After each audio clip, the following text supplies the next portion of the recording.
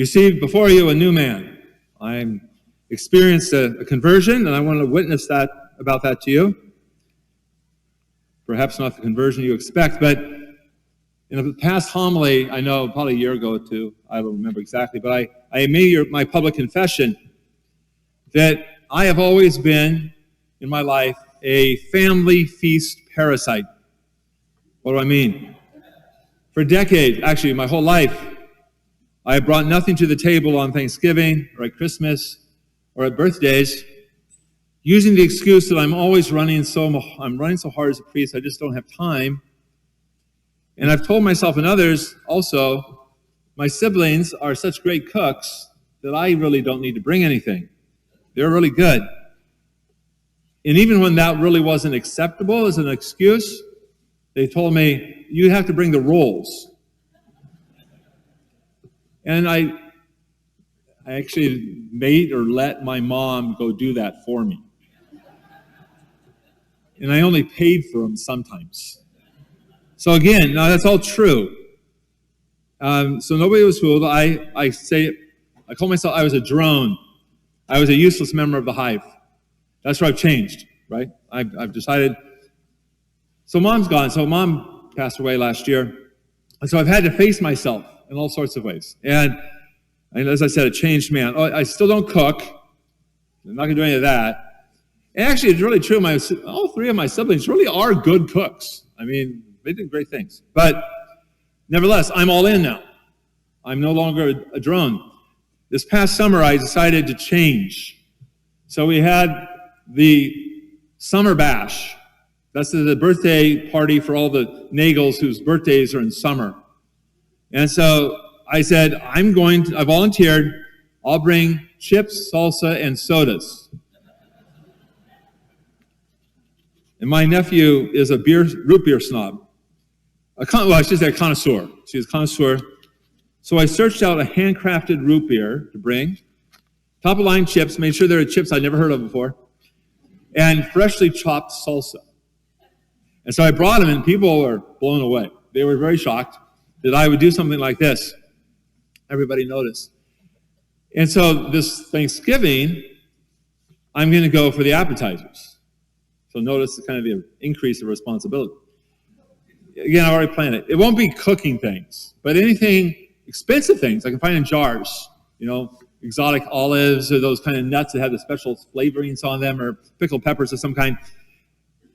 And you might think I'm doing this just to impress people or kudos, but actually, there's a deeper, more serious point to this, and that is, after my mom's death, I decided, looking at the family dynamics and what was going on and what our future was going to be as a family, I decided I was going to reinvest in different ways. So that was one little way. I said, I'm going to bring stuff. I'm going to contribute. Probably a bigger way that we've changed, not just me, I guess, all of us. But I have 3 siblings. We've decided since Mom's death that we're going to get together every Tuesday. We're going to go out to lunch together. Wherever we go, it changes. But we pick a place to go. And unless you have a really good excuse, like you're out of town, then we're going to show up there for lunch. And it's been a real game changer for our relations. It's just the 4 of us. It's not in-laws, it's not spouses, it's just the 4 of us, brothers and sisters. Mom used to be the one who would organize us and bring us together, usually at her house. We don't own that house anymore. Now we have to step up in a new way. So that's my kind of conversion. It's just a matter of committing to things, committing to relationships in a different way.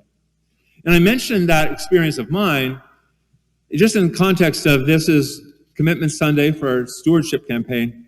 And this year, what I want to do, I concentrated in my homily, is not really like the dollar amounts or the money, the numbers.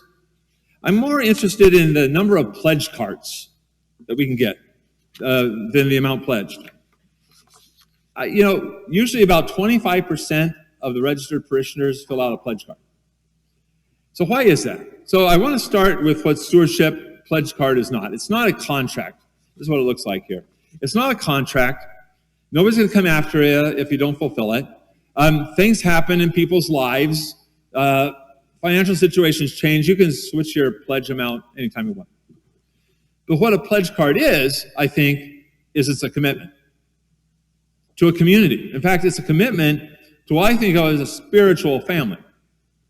That's what we're about.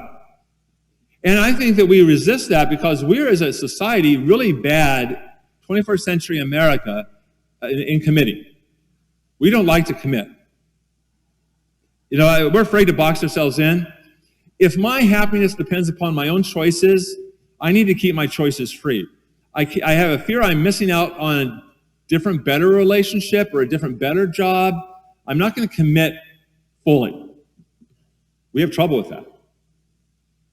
And so the problem is, without commitment, relationships only go so deep. They stay pretty superficial if there's not a deep commitment.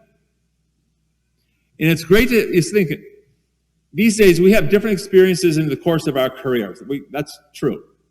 But if you change jobs every year, you're going to miss out on the idea of, I'm going to connect to this company, I'm going to grow with it, I'm going to grow it. That's a different experience. There's a depth there. I'm not saying never change jobs, but again, the idea of, can I commit to something? Or relationships. I mean, there's a real moral difference between cohabiting and getting married. Cohabiting is about like, here's how I feel now. Here's who I am now. Marriage is a commitment about the future. It means I'm willing to commit to grow old with you. I always think if a couple wants to know, is this like a marriageable relationship or not? Is this like in the ballpark? I always ask yourself this question. If you want to know if you should marry a person, ask yourself, am I willing to care for this person when he, she no longer recognizes me due to dementia? For years. I mean, that'll tell you, I'm in it for this person, I'm on it for the long run. Or, no, I'm okay now, but I can't commit to that. The birth rate is dropping everywhere in the northern hemisphere. We're scared of commitment. Talk about commitment. A child commits you for decades. A child also provides potentially a lifetime of love. So commitment, it's the heart of a healthy family. I mean, commitment is really easy in a parish family to assume that others are going to carry the financial and the ministry burdens. There's so many parishioners here at St. Monica's who figure it's going to get done. I show up. It's kind of like me going to the family feasts. I mean, I just realized, my siblings are so great cooks. My mom's wonderful. I just have to show up, say I'm tired, and I get fed this huge meal. Oh, I didn't bring anything. Oh, Mom brought the rolls. That's really funny. That's the way it works, or not. So commitment, as I said, is the heart of a healthy family. Love sacrifice. That's true. It's a paradox. I only receive when I give. It's the only way it works. If I want to go deep in a relationship, I have to give to the relationship. And that's what I found about the Tuesday lunches, the family holidays where I contribute. And on the one hand, it's basic fairness to bring something, not to be the parasite, not to be the drone. But it's also important for me, if I want to grow in this family, I need to sense that I am giving to it. It's good for me to pitch in with the best appetizers I can provide. Not just because it's my due, but because that's what family means. And I myself grow in love when I join in with my bit. And that's how stewardship works as well. You might think, oh no, this is that weird church word, it's all about money or whatever. It really is just about family and love, regardless of what the relationship is. You can call it stewardship, you can call it something else. That's how we work.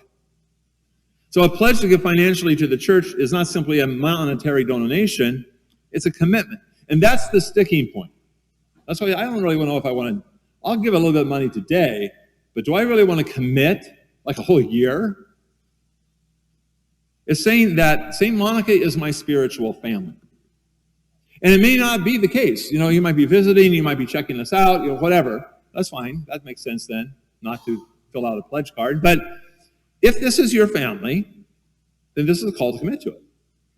It's part of growing as a disciple of Christ as well. So if you're registered at St. Monica, you already received this in the mail probably. They're also at the end of the pews. You can fill them out right now if you want to, or during the collection, or if you've already sent it in, thank you very much. If you've not, again, this is the point of my homily. It's not so much, what you're going to put down here. Be prudent, do what you're going to do. Again, I'm not about the number right now. I'm just trying to go from 0 to something.